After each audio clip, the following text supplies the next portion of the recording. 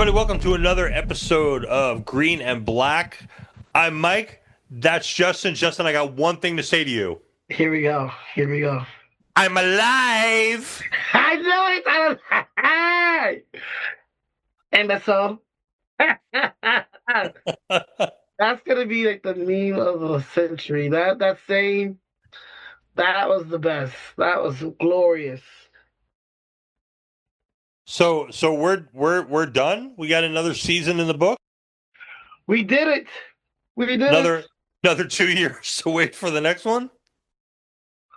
Oh man, that's gonna be a slow. It's gonna be the long night, basically. Yeah. But, to be fair, right? So I was listening to the official podcast the other day, and Ryan Condon was talking about it, like why it's so long. It's like because they have to like sit down and write the season, and they have over 300 shooting days. So it's a year of just shooting. That is a lot. And That is crazy. and then they have to do all the post production. They have to do all the pre production, build whatever sets, locations, scouting. Write out the story, figure out where they're going, and then they have a year of shooting, and then they have to do all the post production. So, 2 year. I guess when you're basically looking at it like it's an 8-hour movie. I guess 2 years is not all that crazy, but man, I want it back in like 8 months. You say 8 months. I want it back now. I'm that impatient. Let's make it happen. Yeah, but let's dig right into this. So we kicked this back a week because we wanted one. Justin was traveling, but we Yeah. also wanted to take our time to really kind of absorb this, have a chance to watch it, rewatch it, figure out what's going on, and really kind of put our thoughts together as far as this finale, because this is a pretty big deal. So this is season 3, episode 8, the Treasons of Tumbleton. Oh my gosh. And boy, were there treasons. And there was a lot happening, and some of it which, as book readers, some of us really ticked off the book readers, some of it didn't. Some of it, there was a lot of controversy over this episode and over Really? the season. Yeah.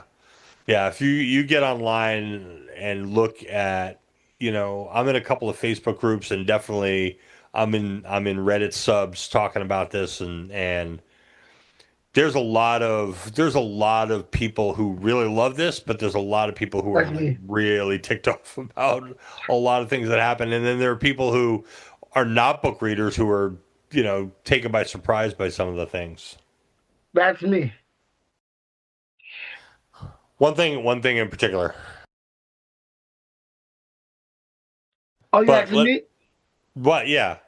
Like, what's your biggest surprise and takeaway from this episode? Oh man, there's so many, honestly. Just seeing Rhaenyra's full, to me, her for the sitting down to her craziness, her darkness.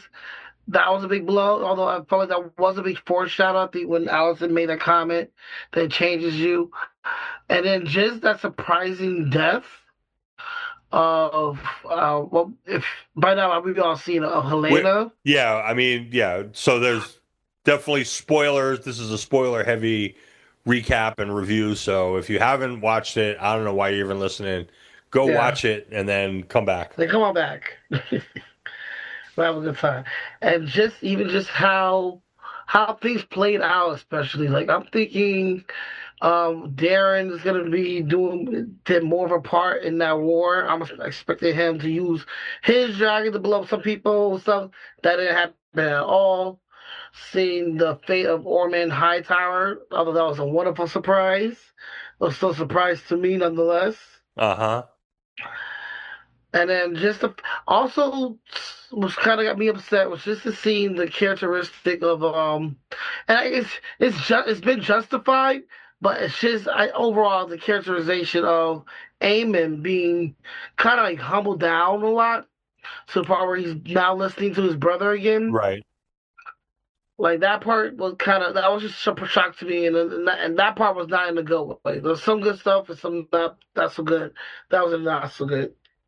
Well, I think Eamon, Eamon especially, he's been through. I mean, think about it. Like a couple of days, you have, and we'll get to these points, but you have, his mother trying to kill him, Yeah, and his dragon leaving him, and then Alice dumps this whole tragic story on him.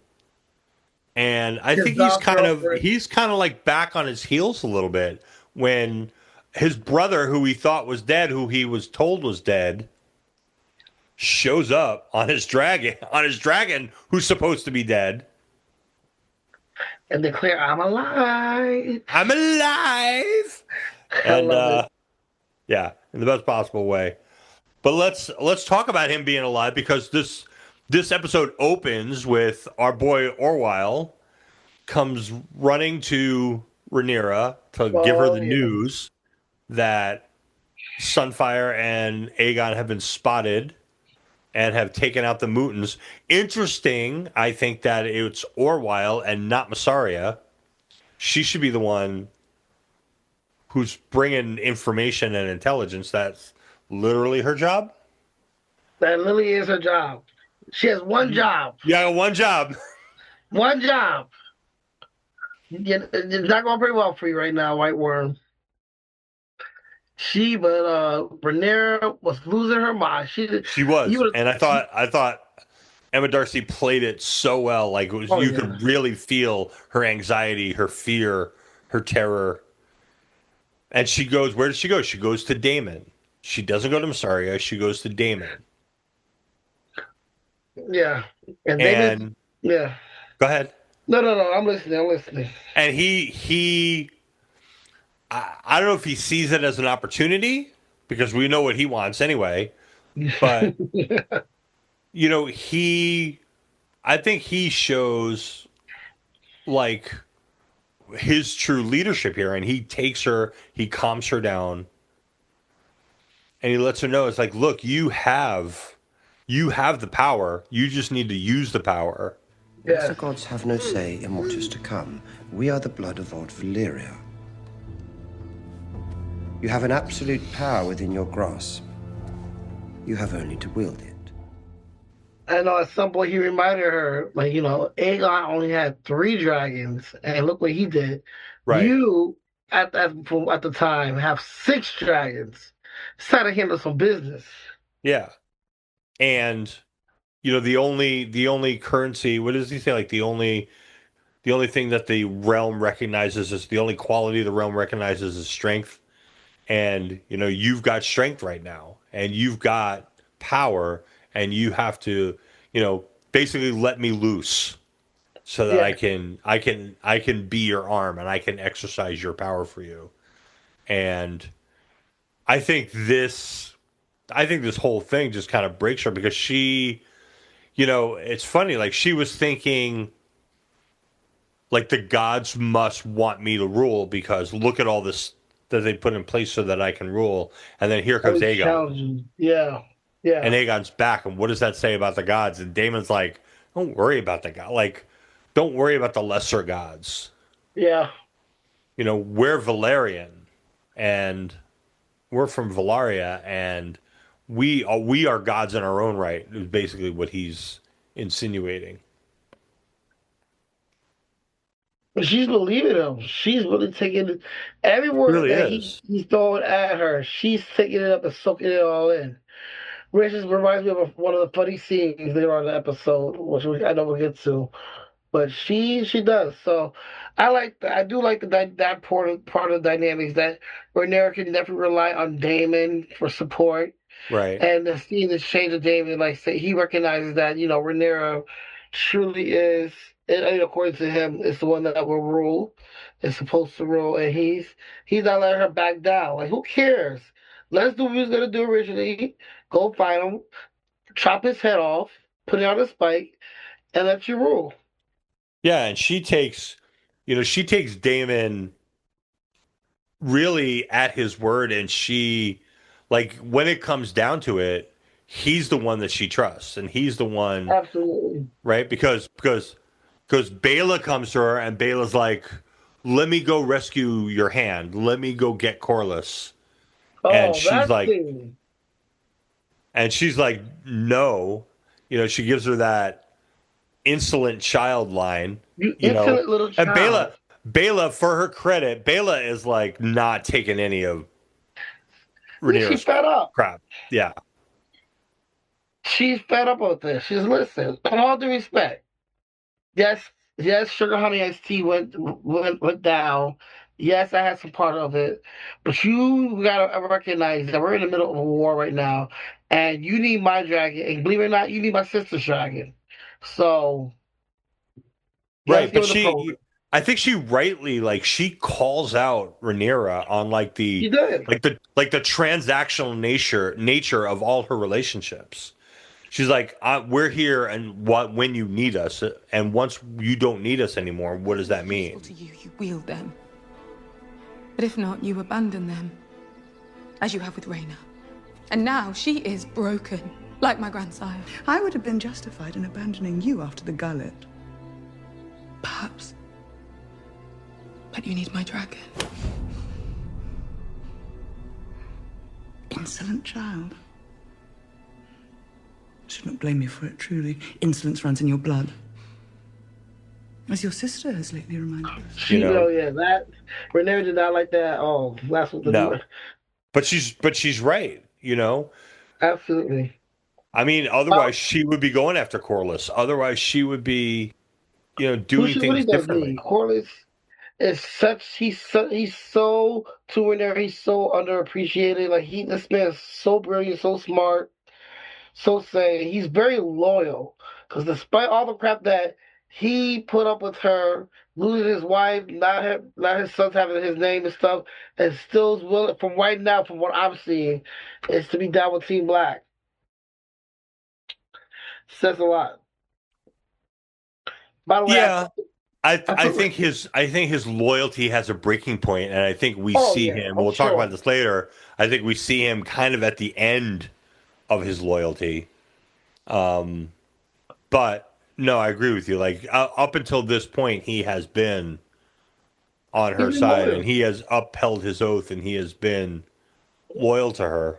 He provided her with his son, who seems to be super loyal to her now. You know what I mean? And I'm talking about who's the older one? Alan? Yeah, Yeah, him. Well, yeah, Alan is the older one. Yeah, him. So there's a lot there. By the way, Bela, if you're done being a dragon writer, I can definitely see you in a career as being a therapist because you read Rhaenyra like a book. That was some good therapy right She there. sure did. And she does that to everybody. I'm thinking back to, when Corliss it was like, "I'll make you my heir," and she's like, "No." And Yeah. she knows what he's So trying to, yeah, I'm she blood calls him inspired. out on, trying to use the memory of Rhaenys, and she wasn't having any of that. Not today, not the one. Yeah. And she's not afraid to speak truth to power, and she's not afraid to just let people know what she's thinking and what they need to hear. Yeah, that's a real one to me. Now, Masaria, on the other hand, Oh, she she's trifling. She she is is trifling. trifling. She's like the petty girlfriend that you break up with, that can't let it go. So that's bad. No. I was being She is honest. though. She is. She's like that habit you can't kick, Yeah, but exactly. you really need to. For your own benefit, yes. She's like that toxic relationship that you're in that you keep coming back to, even though you know it's not good for you. Yes. She should have took a rule from what was his name? Darius No Harris. Did I say his name right? Wait, say that again. Daro No Harris. Who are That we say his talking name about? right? I don't think I'm, so. I'm jumping. I'm jumping onto Game of Thrones real quick because we've seen this happen before. We've seen this happen Okay. a few times. I know with Shay and stuff like that, but we're not talking about Shay. But when Daenerys basically cut her booty call off, it's a Targaryen thing. You know, they just know how to cut. They have the fun with the booty call, and once that's done, it's done. Right. He, I mean, he was hurt, but he accepted it. You know, this lady, she literally, as she's walking out. Anybody that can listen to her, which happens to be one of her sisters, don't Right. trust the queen. She's crazy. She's crazy. Man, you're crazy because you really thought you had a place, a seat at the council. She kicked you out. You gotta get over it. Yeah, and I think it was weird that Rhaenyra sent what's her name, And her, Alinda. yeah, her main one, yeah, Linda. I think obviously Massaria got blindsided by the whole thing, and she's like, at first, like, she's like, oh, she's gonna send you away and give you enough gold so that you can have a manse and servants and what. It's like, what gold? You are to sail for Pentos at dusk. I am to inform you that your services here are at an end. You have served the Queen and the realm most faithfully, and Her Grace wishes to extend her gratitude. You will be provided with gold sufficient for a manse and servants of your own. Where? Yeah, where's she getting all this gold from? Where? Making promises that you can't keep. I did when she said made that comment. I did the same action look that Allison did when they were asking about the goal. I turned around, looking around like, what goal? What goal are you promising? Yeah. So I'm really kind of wondering like what they're doing with Massaria because Massaria is very different from the character in the book. Because in the book she is very competent. She's not on the council, but she informs Rhaenyra, and she is like a very good mistress of whispers, which this Massaria is not. Yeah, she's kind of sloppy at what she's doing. So I don't know, and obviously they're not sending her off to Pentos, right? Because she slipped her guards or whatever, and Which she's is kind of wandering cheesy around King's too. Like, Landing. come on now.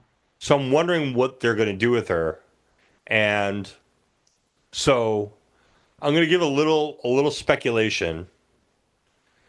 So there's a character in the book that we haven't seen yet, who's called the shepherd, and the shepherd is like he's like an itinerant preacher, Okay. and he rallies like the people of King's Landing to revolt against the crown, against Rhaenyra. And he's a really important character.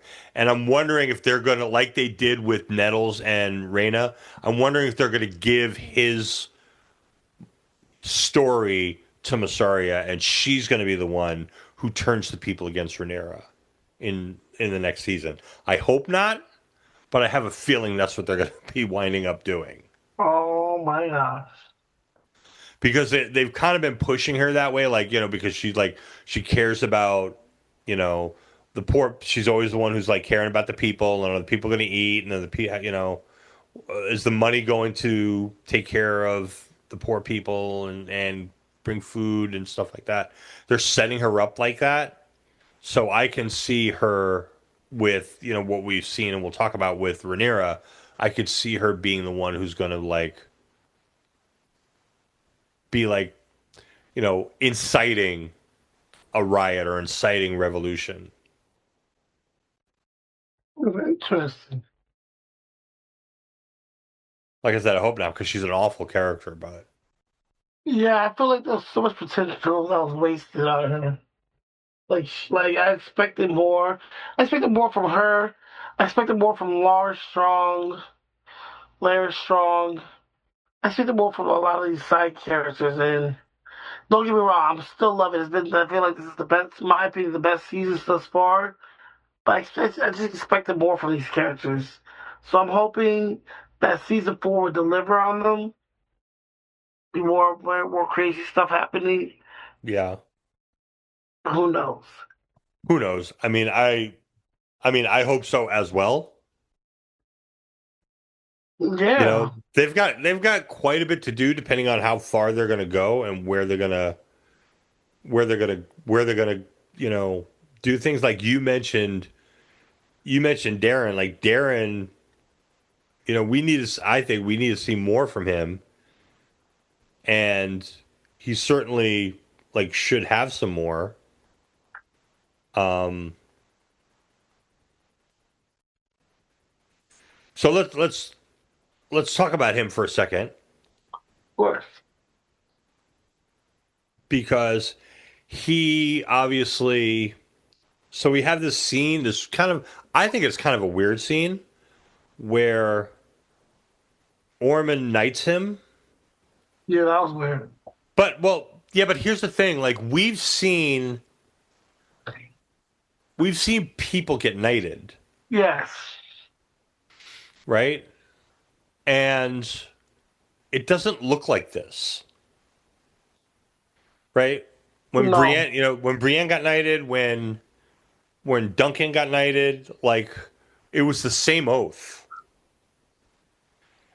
and the oath that Ormond gives to Darren is completely different, and it's almost like, because the oath that was given to Brienne and to Duncan was like, in the name of the Father, I charge you to be brave. In the name of the name of the warrior, I charge you to be brave. In the name of the Father, I charge you to be just. In the name of the Mother, I charge you to protect the women and innocents. And this was like, will you listen to your captains? Will you listen to your liege lord? Will you Yeah, do they the would things be that you've been told to do? Darren Targaryen, do you swear before the eyes of gods and men to defend those who cannot defend themselves? Everybody inside! To protect all women and children? To obey your captains, your liege lord? To fight bravely whenever needed? And to do such other tasks as are laid upon you, however hard or humble or dangerous they may be?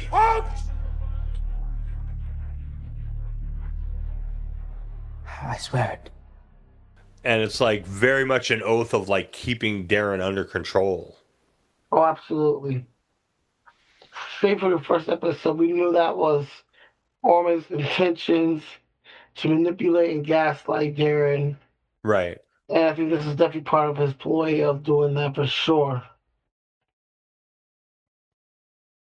And I feel like you made a big part of his say too. It's so interesting how you can tell that this is what he wants to do because he really hates the Targaryens, of which that's who Darren is. Darren is. He's a Targaryen.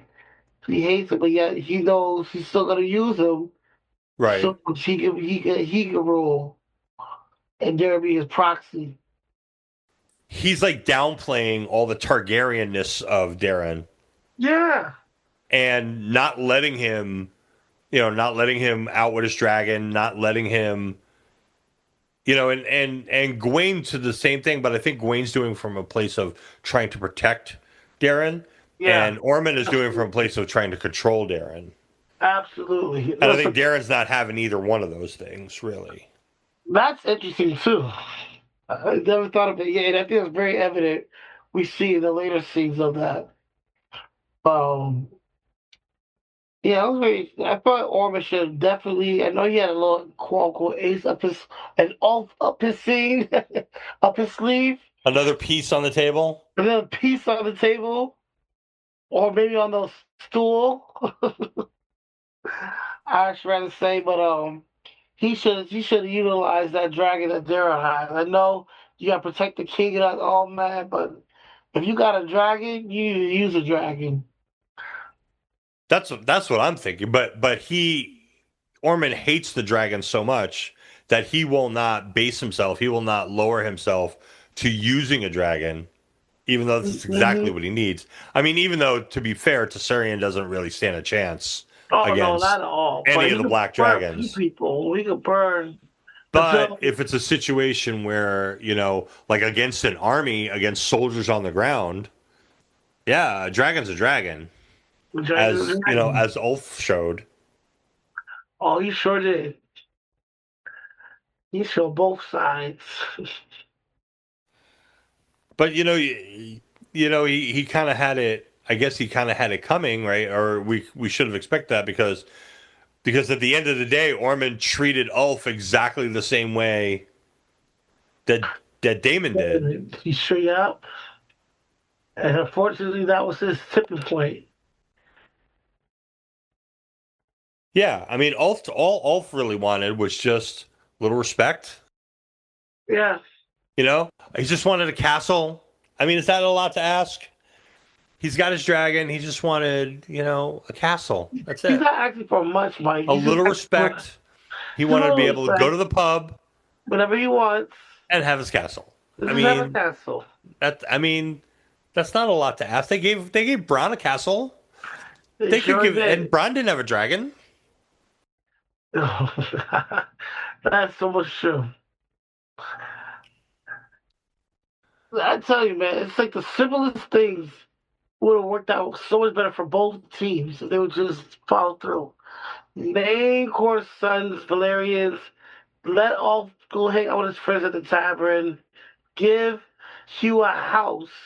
You have people just build a house within a day. You would have been comfortable with it. And I mean, like, none of this stuff I don't think would have happened. It would have escalated to where we are currently. Yeah, well, Hugh has his own problems. He sure does. But Ormond really misjudged, Ulf, and I think part of it was he was in a panic, right? Because he couldn't find Ulf, and it's interesting seeing the difference between Daemon and Ormond, right? Daemon was just pissed off that he couldn't find Ulf. But he's like, I got a plan B, no problem. Yeah. Ormond was hinging everything on it, and he kind of went into a little bit of a panic there, and then lost control and didn't realize what he was going to wind up doing. Didn't see it coming. Literally did not see it coming. Oh man. That was a wild ride. Yeah. But while we're in Tumbleton, we have, Darren wants to do something. He wants to go out. He wants to take the fight. And but Gawain won't let him. Gawain is like talking him out of it. Gawain's like, I got this idea. Yeah. And so he goes out to treat with Daemon and brings Corlys with him, and they try to negotiate this deal, which Corlys was negotiating his own deal. He sure was. Prince Darren, Oldtown. Name him Lord Paramount of the Reach. Darren will never be king, but he and his dragon can be wardens of the South. That wasn't what I was offering. Wed Darren to Rhaena. Seal the breach between your houses. With the combined will of King's Landing, the Reach, the North, the Riverlands, and the Vale, Rhaenyra can quickly bring the West and the Stormlands to heel. It was like that show, Deal or No Deal. Well, it's like, it's like, Damon's just like, let's just kill everybody. And Gawain is like, no, I got this idea. You guys can have all of that. Yeah. The whole thing. Just leave us the Reach. We'll be king of the Reach. And you be king of everything else, or she could be queen of everything else, and that's cool. But Corlys is like, yeah, we'll just make him ward, because he knows that whole two kings thing would never fly. Oh, absolutely. So he's trying to find his way through. He's like, you know what? The root of the idea is not bad. It just needs to be tweaked a little bit. Just tweak a little bit. Tweak it a little bit. And, Gawain's like, wait a minute, that's not what I was offering. That's not what I said. He said, let the real men talk real quick. Listen, man, let's just break this down. And I love David's response. He just grabbed Gwen and said, no, Rhaenyra shall rule. There's no ifs, ands, or buts. He wasn't having any of it. No one will rule but Rhaenyra, the ordained queen of the Andals, of the first men, of beggars and thieves and cowards like you. And you, Valeria, will rise from the ashes of her usurper half-brothers and of the high towers of Old Town. Now, you came to me under the banner of peace, so I will give you the choice. Die here, or behind those walls, like the rodent you are. Yeah, that was an amazing scene. That was an amazing scene for Damon right there. Yeah, I really like Damon in this episode. Like between what he did with Rhaenyra, that whole, you have power, use it, and now him out here at Tumbleton before the battle. And I love that. I love, when he's making the plans with Roddy, right? He's like, "You ready to die?" He's like, "But not until the gates open." Yeah. And Roddy's right, open the gate, then die. I got it. Open the gate, yeah, I got you. Greybeards over the walls, overwhelm them with your northern fighting spirit, and open the gate from within. But you are not to die until you open the gate. Gates open, then die. Don't worry. I won't feel you on that. That's a bittersweet thing about these Game of Thrones shows. They introduce these amazing characters, and they don't last long at all. No, they sure don't. And no, remember when we went to that thing in Boston? So Justin and I went to Boston to go see Ramin Djawadi, who's the composer. Crazy. And what was that? Like that was like at the end of after season 6, right? Because it was right after the whole Sepp blew up thing, the Winds of Winter. Yes, sir. And so they did all the music up through season 6 live with an orchestra at the TD Garden. But at the intermission on the big screens, they had like one of those Oscar memorials for everybody who had died up until that point. Yes. And they were playing that that rock version of The Bear and the Maiden Fair, and then they were showing like all the people who had died. It was absolutely hysterical. It was amazing. We were there for a minute watching because, as you know, we were just sitting there watching this stuff. It was like, you want to watch this? You want to go buy a $7 soda? Yeah. Oh man, good times with that. I hope they do something like that for this series too. That would be great. What was that? I hope they do something similar for this show too. That would be good. Or if or they finish it. Yeah. I'm with that. So, so the battle starts, and the other thing about Ormond, right, is he does this very unknightly thing of putting the children, putting the young boys out in front of the walls and out in front of the gates. I mean, this guy's just a piece of dirt. He's such a piece of dirt. I enjoyed him, and it was fun watching him, but when it comes down to it, he's really just a piece of garbage. And the fact that he would do that he would, use children as like a human shield, just kind of shows what kind of character he has or does not have. He's certainly not worthy of being a knight. Yeah, definitely. He needs to be disqualified. But you know what? I said it from the first time I met him, and as he was, I just can't wait. I'm gonna dance like how I danced with Joffrey when Joffrey died. And sure enough, when he met his end, it was a beautiful thing. It was. And when Ormond meets his end, so the wolves go in, and they climb the walls, and there's they're throwing rocks down, they're throwing hot oil down. These guys are still coming. Roddy, we and it's great. We have this beautiful tracking shot of following Roddy up the ladder over the wall. Yes. And then taking out the kids. Take it out. Yeah. So that was one of the big controversial points, right? Is like, so there's this kid who hits him with a stick, And it's like he stops, he looks at him, he pauses a minute, and then he hits him in the face with his axe. And I people thought are that like, was "Oh, funny. how do you guys like Roddy? Because he's killing children and blah blah blah." It's like, yeah, but the kid hit him with a stick. You know, it's Yeah, that was fair. and not only that, but it's like there's all these other kids who now have the message that you don't mess with these guys. Exactly. You know, and so that kid paid the price, yeah, but maybe that kid saved a dozen other kids, so I'm all right with it. I'm with this too. But I'm a big fan of the FBK. I don't know if you know what that means, Mike. Of the what? Of the FBK. I don't curse, but I think you can figure that out easy. Okay.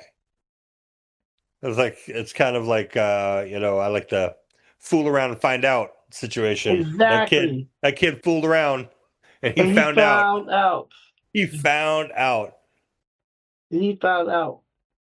All right, so while Roddy and the Wolves are running amok in Tumbleton, Ulf has decided that he's gonna play both sides, and he's just done with everybody. So he gets on his dragon, he starts burning the blacks, and then he turns around and starts burning Tumbleton. He sure did. That was beautiful. I don't know if he actually saw Ormond right then and there. I don't think he did. Oh, well, that's even made it so much funnier too. This man got a knife up his, you know what, his last few moments of life, and he just sees his plan backfire. That was just beautiful for me. And seeing the what's his name, our homeboy Roddy? Roddy, yes, just rejoice at his death, man. Yeah. Well, I mean, let's just point out that like Ormond cuts his arm off. He sure does. And Roddy don't care. He doesn't. Yeah, they're not gonna do this in the afterlife. Not only that, but like his blood squirting all over Ormond. Yeah. Who then gets sick, and then Roddy gets him. A proper from the north. Yes, sir. And then Roddy can think of no better way to go out than the dragon. He's like, yeah, like a little kid about to go on a roller coaster. I'm like, what's going on here? Yeah, and the irony, obviously, of Ormond, who, I mean, let's not put too fine a point on it. He's obviously homophobic, and so that was one thing. And then he obviously hates dragons, and so the two things that he hates the most are what really takes him out. It takes him out. Poetic justice. I love it. Absolutely. And but meanwhile, Damon decides he's going to come in, and I already know what you're thinking about. I already know what you're thinking about. What am I thinking about? Our boy Carax is making a grand entrance. Before that, that, when they're making their plans, right? And Damon is like, we have to keep to the rules, keep to Rhaenyra's rules. And and Black Allie is like, that's boring. Banners will fly above the holdfast by nightfall. Take every care to preserve the town and its people. The realm is watching. The Queen's moral standing must remain absolute. Sounds boring. That's boring. She's funny. I hope we see more of her. Oh, I think we're definitely going to see a lot of her in season 4. But then, so Damon decides he's going to come in, and he's going to have Caraxes knock on the door for him. Nice and gently. Nice and gently.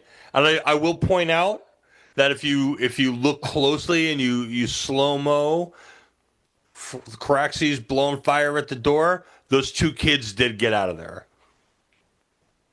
I did peep that. First time watching it, I thought they were goners. But those kids were smart. Those kids were smarter than they knew common sense. That's it. They did duck out at the last minute. But that doesn't change the fact that David was willing to still burn those kids, though. Let's just be real. Yeah, Damon didn't care. He did not care at all. He said, "Okay, I warned you. That's all I had to do." What happens? But he comes in, Caraxes comes in, knocks the door down, and then the army comes in. Damon comes through, and people questioning like, why is he not on this dragon? Why is he on the horseback? It's like because he loves a fight. Yes, he sure and does. he wants to get in there. I mean, remember him at the Stepstones when he was fighting, the Crab King or whatever, and like he got down and dirty in the mud. He loves that stuff, and he doesn't want to be sitting on the back of his dragon watching it from on high. It's too easy. Yeah, but then he runs into Bold John Roxton. Oh my God, he gets himself rocked. He got hefted. He sure did. It was embarrassing, actually. I was like, dang, come on, David, put up some type of fight. Yeah. I was wondering what's going on. So it's important to note, I don't know if you clocked this or if you realize this, that John Roxton, House Roxton has a Valerian steel sword. And so it was like that. Yeah. And so it was these two guys who were fighting with Valerian steel swords. He's got Orphan Maker, and I'm like, can you stop at that name, Orphan Maker? Orphan Maker, and Damon, of course, has Dark Sister. Of course. And they, so they have quite the fight, and yeah, Damon gets his head handed to him pretty much. He is. I thought he was about to lose an eye for a second. That was great. Plot armor saved his life, though. I was like, oh my gosh. Because there's no way that he should have survived that. But I was like, okay. Guess we'll see you next season, Damon. Yeah, exactly. But he does. Fortunately for all of us, he does survive. Yeah, I am happy though.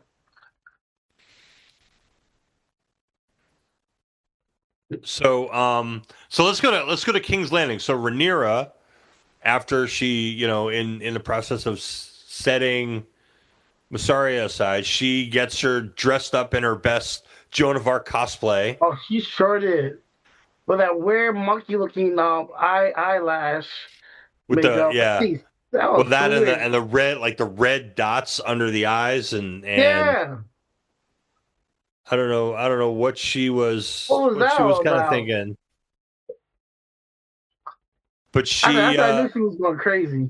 Yeah, but her and Alan, they head off with the guys. They head off to the Sept, and they're going to confront High Sept and Eustace, and tell him that it's time for me to get anointed. And Eustace is an idiot. Really? He sure is. And holding his ground. And trying to, and Rhaenyra not having any of it.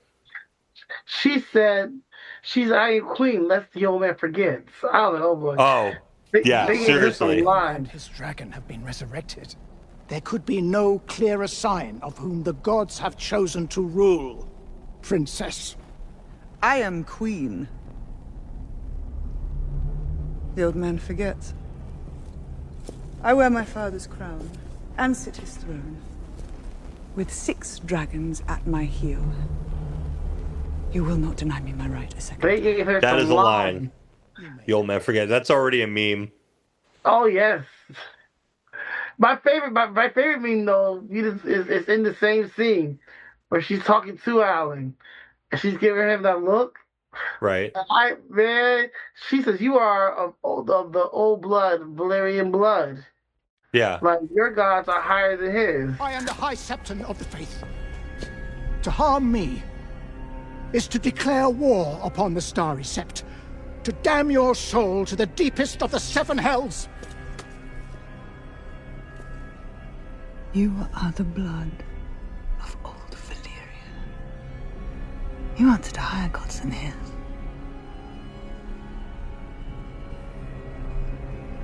them, this house is an empty work of brick and stone. That whole scene when she's looking at him like that. First of all, Emma Darcy, that was an incredible performance once again. It was just that was just pure. It was a masterpiece on my part, and meme worthy. They made Oh, absolutely. That I am the queen. The old man forgets bit is already like a green screen TikTok meme.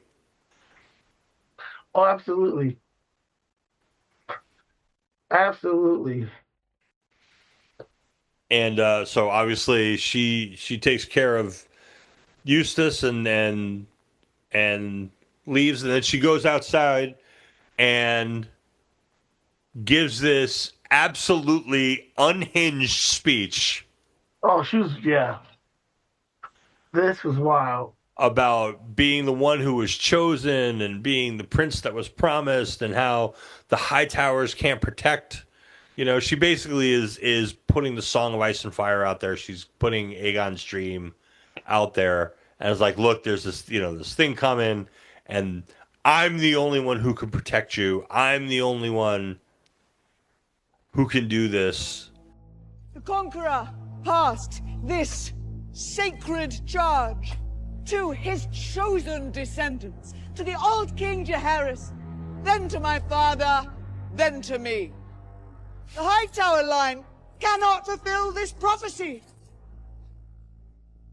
If your world is to survive, I must light the way, because I am the shield of the people. I am Rhaenyra the Chosen. And these people, they're starving. They don't care. They're hungry. They don't want to hear this. They don't care about this. And And she's just going on and on. Well, it's an interesting parallel, because when she first came to King's Landing, right, she gave a speech and people were cheering her on, and she was, her and Mysaria were handing out food. Yep. And now she's like, I'm the only one who can save you, and how dare you, not follow me, and blah blah blah blah blah. And it's quite the turnaround. And then especially when she's starts speaking Valyrian, it's like, these people don't speak Valyrian. Don't speak your language. They don't know what you just said to them. And she's just going on and on and on. I'm the prince who's promised. And that leaves us with Harrenhal and all the stuff that's happening over in Harrenhal. And, there's this and this is not from the book. This is something that the show invented. Alice tells this story where she's basically claiming to be the wife of Harren the Black. Yeah. And the mother of his heir. Do we believe her? I believe her. She's crazy. I don't know if I believe her or not. I don't know if this is just another thing to manipulate Aemond. Well, regardless, it's definitely working with him. It definitely worked. And I gotta say, she it was a great scene. She was fantastic in it. And she put that thing on. She uncovered incantations more ancient than the land. She treated with things that lived in the forest. But none of it could unmake what Dragonfire made. When the boy was gone,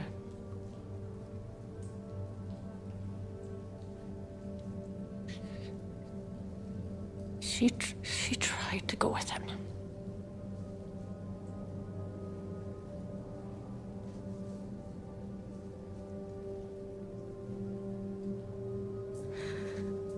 And that is when she learned the cost. And, obviously it affects Aemon. And, I guess he makes this decision. But we get a little bit of her, if we believe her, we get a little bit of her understanding of who she is. And So she's been in Harrenhal for 200 years or 150 years, whatever it's been, 130 years, I guess. And, you know, all these minor lords and you know, guys who are just showing up and thinking they're going to take over and they're going to be, you know, the Lord of Harrenhal, the Strongs and the Aemon and Daemon and whoever, and she's that when she feel like this is my home. Right. And you guys are coming in here and I have to serve you. I have to take care of this place and I can't leave here. You know, it is kind of a heartbreaking story. If you think about it. If you believe her. Right now I do. She got me convinced. All right. That's fair. I'm not sure that I do, but I certainly understand wanting to. But then the best part comes, right? Oh, you know. The best part comes. Yeah. Aegon shows up on his dragon, busting through into the Grand Hall. Oh, yes. A grand entrance fit for a king. Grand entrance, and you know, Aemon, who is like reeling from all the stuff that's happened to him. You know, Alicent trying to kill him. This revelation that Alice just laid on him. You know, being without Vhagar, all the stuff, and this is just kind of knocks him right back. You know, and he's just like, I can't. I got nothing. Yeah. And Aegon is just, you know, but to his credit, like Aegon is like, yeah, I'm alive, and he slaps him, and he's like, I should kill you, but I'm not going to because I need you. It cannot be. You are dead.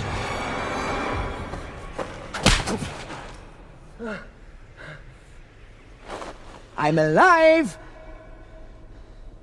Imbecile. I need you for one more season. We got season 4 on the horizon. I need you to make it past this, and then we'll handle it afterwards. Then you have my permission to die. Exactly. Sign the contract. I'm joking. Yeah. And, you know, it's funny because, you know, the obvious big question is, like, where's Vhagar? And yeah. So I was listening to this interview with Ryan Condal, or I read this interview with Ryan Condal, who's the showrunner, and he's basically like, they sat around the writer's room and they're like, yeah, so if Aemond was really together with Vhagar and they were out burning the Riverlands, like the war would be over. Yeah, absolutely. Like Vhagar is too powerful. Yeah. So, you know, in order to create some dramatic tension, I guess, like they had to disappear her for a while and, you know, be like, oh, she's off doing this thing. She's off burning whatever. But, you know, she can't really be like directed because she's just too powerful. It's just, you know, she's like the nuclear option. She really is. She got that power and also the experience. That makes sense. Yeah. So I'm, you know, obviously, and plus, let's be honest, she's expensive. Oh my gosh, I can only imagine. So, you know, they're not going to spend money on Vhagar. They don't got Vhagar money, and that money's better spent somewhere else. And I don't disagree with it. I mean, you know, we had that 4-way or the 3-way with the 4-way with the dragons last week, and you know, we had dragons this week, and I'm good with that Vhagar. Like Vhagar can come back next year. Come back next season. Whatever. 2 years older, ready to rip. Who knows what she's been doing? But you know, Aegon is like basically like, okay, so it's going to be you and me, and we're gonna take this back, and this is what's going to happen. So here's what we're going to do. We're going to find Vhagar, fly to Tumbleton, and put Daron and Ormond in line. And then we're all going to march on King's Landing under my banner. And maybe when Rhaenyra's head is on a spike, and I'm back on the Iron Throne. Amen. Shush. Maybe then I'll forgive you. And so this is our setup going into the final season, but we do have one more thing that we need to talk about. I already know what you're talking about. Oh, yes, we sure do. We sure do. Oh, boy, I don't know if I'm ready for this, but here we go. It's kind of weird because I don't know. So, all right. So, in the book, and I can say this because it's not a spoiler anymore because they completely rewrote this, right? So, in the book, Aegon and Helena have 3 children at the time of Blood and Cheese. So the child that Helena is pregnant with in the book at this point is like 3 years old. Oh, wow. And his name is Maelor. And so I don't know if I told you this. So one of the pieces of the Blood and Cheese thing was that Blood said to Helena, I'm going to kill one of your sons. You pick which one. Yeah. And she picked Maelor, and then he killed Jaehaerys. He sure did. And so not only did he kill, the older one, the heir, but the younger one was there when she said, no, kill him. And even though he was 2, maybe he didn't understand, but, so there's that way to it. So in the book, she tries to get him out of King's Landing, and so he goes with one of the guards, and they try to sneak him out, but the crowd's rioting, and they see him, but they're arguing over what they should do with him. Right. And some people think they should hold him for ransom. Some people think they should just kill him. Some people think that, there's they can't, the crowd is in a frenzy trying to figure out what they should do with this prince. And they're literally pulling at him, and they literally rip the child apart. And it's the death of Maelor that causes Helena to go into despair and throw herself out the window. Or she's found out the window. The book, not specific, that she threw herself out the window, but it's heavily insinuated. Although Massaria puts a rumor out there that she was thrown out the window by the blacks. It was crazy. It's crazy. Some stuff. Yeah. So without any of that happening now, we're to believe that she took her own life. And I mean, do we think they got us there? I think so. Okay. Explain. I definitely think that just in terms of wait, just repeat one more time, Mike. What's that? Well, let me hear you one more time, a little bit on it. I'm just wondering, did they get us to the point where we believe that Helena would do that to herself? I think she would. I think the fact that she knew the vision, she knew that they were going to kill her son regardless. You see in the conversation with Rhaenyra how she seen how Rhaenyra basically felt, how Rhaenyra was. She deemed her to be ugly. She deemed her whole situation would be ugly. She knew that there was no escape. There's no escape, and that she did not want to put her own son, her other son that has yet to be born, to all this as well too. So rather than her giving full birth to the son and letting all that chaos to happen, and her letting still even be involved in all this chaos and being trapped, she always wanted to be free. That was her freedom right then and there. All right, and I think that's fair.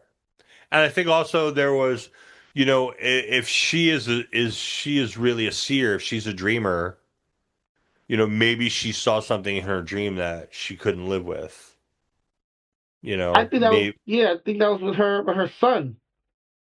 Okay. I think ever since her first son was murdered, at least I'm talking about the show wise, because we know the book is different otherwise. I think Right. ever since the events of Blood and Cheese, she couldn't. I think she couldn't live with herself for too much. You know what I mean? And the whole fact of this whole wars and stuff like this. It was just one thing after another. And even before, I think she was kind of not saying that she was like killing herself, but she wasn't eating. Like she literally was trying to like weaken herself. Wasn't eating, wasn't being active and all these things. Rhaenyra at that point had to feed her, so I think at this point Right. she need to figure out another route to take herself out. Yeah, and I think that's part of it. And and I think also you can't discount like the vision she had of herself on Dreamfire.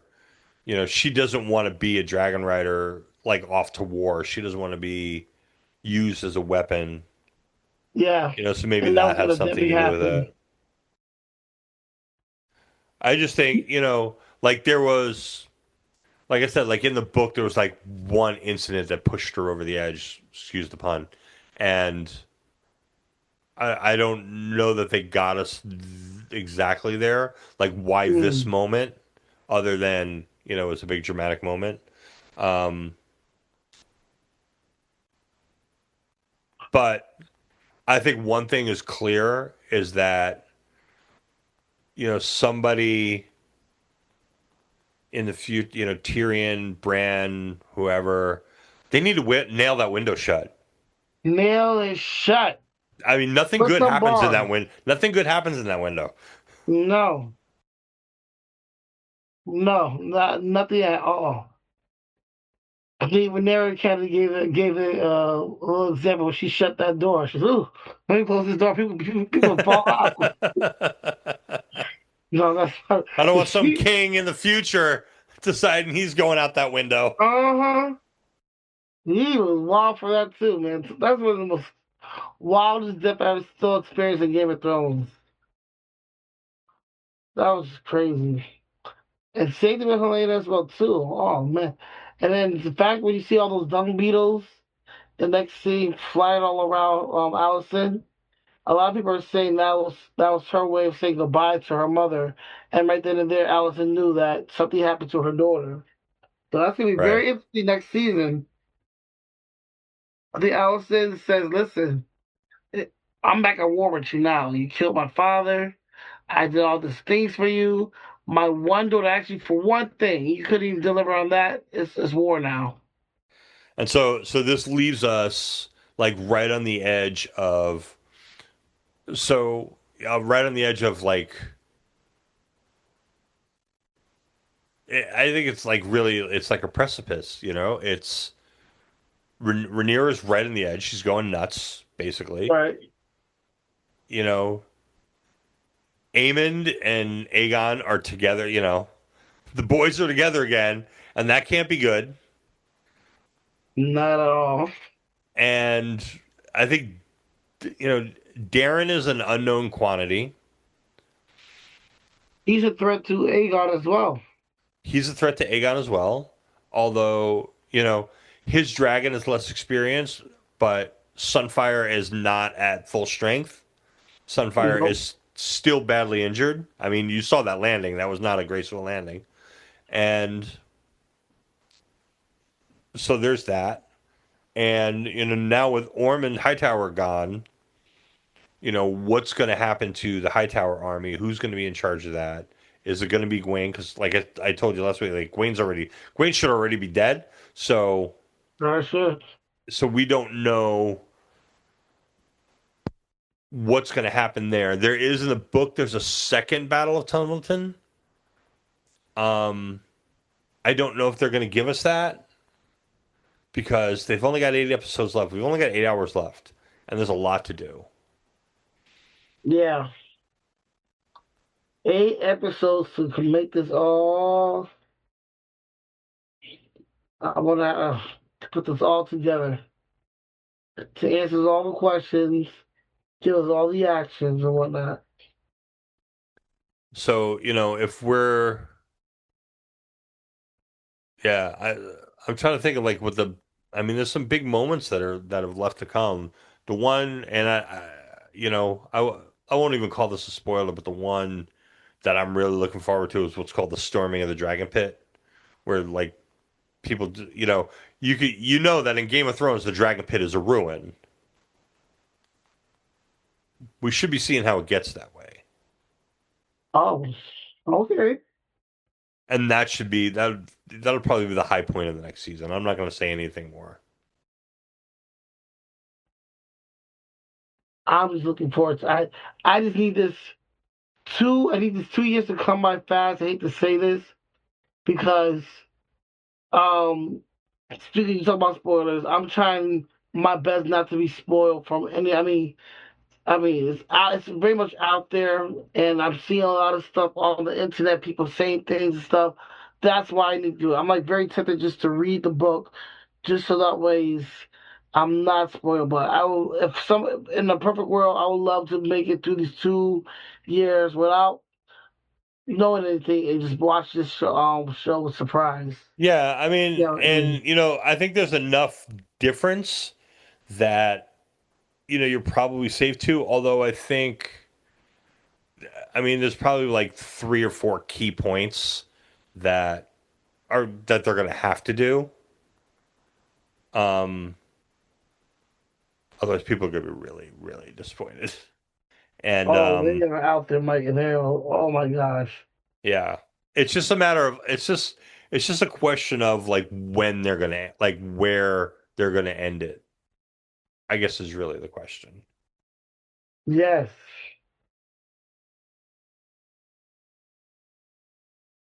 I'm looking forward to it. Yeah, so I guess we need to wait. I guess our next thing is season 2 of A Night of the Seven Kingdoms. Will probably be early next year. So hopefully within the next 6, 7 months we have at least something. I guess. I'm looking forward to it. Night of Seven Kingdoms was amazing. Yeah, It's so good. and so supposedly they're in pre-production on a movie about the Aegon the Aegon. Conqueror. Yes. It's slated for release next year. I don't see how they get there. I just don't see. I mean, I don't know Can't how. trust the process, Mike. Trust the process. Yeah, trust the process. Okay. I trust what I've seen. But I mean, who knows? It's Warner Brothers. They're putting movie studio money behind it. Yes. Maybe they bang it out and they get it done for, so we wind up with season 2 of A Night of the Seven Kingdoms in the spring. We wind up with the Aegon the Conqueror movie in the fall or winter next year. And then early summer 2028, we wind up with the 4th season of House of the Dragon. I think that's all reasonable. And I'm With the looking movie being the wild card there. If I'm they can looking actually pull forward it to it off. so much. I think we're gonna rewatch House of the Dragon from season 1 to where we are now. Uh-huh. Just to help me with some of the time. Maybe.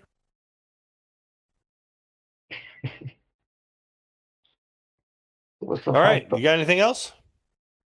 No, this has been a blast and a pleasure, Mike. Honestly, this was like I said, this was a great season. It was great breaking it down with you, man. I thought honestly, there was very, if at all, any low points in this season, especially after season 2, which I thought was a bummer. I might rewatch season 2. Like I said, I'll rewatch it from the beginning, and I might have a different opinion on it. But I just love the fact that season 3, from the first episode to the last, a lot of action, a lot of high stakes, a lot of tension. Yeah, a lot of payoffs. It was so good. A lot of major character deaths in this season too. Like, Yeah, wow. I think that's it. I think like watching like 2 and 3 back to back in a row maybe helps season 2 be a little better. I think, part of the problem with season 2, at least what people were complaining about, was like this. It felt really like filler and like it was drawn out, and you didn't Yeah, it know was. where we were getting, especially with all that time we spent at Harrenhal with Damon. Oh, But all the time we spent at Harrenhal with Aemon this year kind of reframes that a little bit, I think. yeah. And when you look at it in context of Damon, who was gathering an army, getting his strength up, dealing with the Rivermen, dealing with all of this stuff, and then finally, kneeling before Rhaenyra, like, I guess it kind of all comes together, and then, the whole context of Alice and her whole story, and Aemond, but I agree, like, we're still waiting for the payoff for all of that, I think. Absolutely. I wonder what team Alice is on. Team David or Aemon? She's on Team Alice. I think so. She's on team whoever's gonna get her a castle at the end of the day. Exactly. She's on Team Make Me the Lord of Harrenhal. Just like Ulf. Ulf's not on Team Green. He's not on Team Black. He's on Team White. Team White. All the white. Should have made him a Targaryen. And so it's just the final roll call here for this. We lost High Septon. We lost Ormond Hightower. We lost Roderick Dustin. We lost Queen Helena Targaryen. And we didn't even mention it. We lost Marna and Kat, Hugh's wife. Oh, yeah. That was wild. That's going to become, I think, an important key to next season. Is where Hugh's at. Because don't forget, he's got the second biggest dragon hanging out. Oh, my gosh. Oh, my gosh. So we're going to need to keep an eye on him. Absolutely. It's not looking good for anybody involved. It's gonna be rough for everybody. All right, well, that's all I got. Same here. All right, we'll see. I guess we'll see in 2 years. 2 years, y'all. Peace. Peace.